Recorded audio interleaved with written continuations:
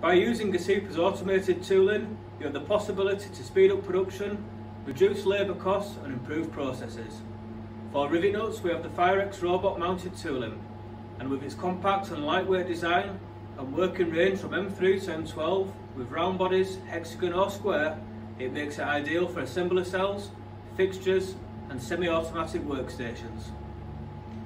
For rivets, we have the GESIPA. Delivery, setting of the rivet and ejection of the waste mandrel is all achieved in around a second, giving the machine the ability to set up to 40 rivets a minute.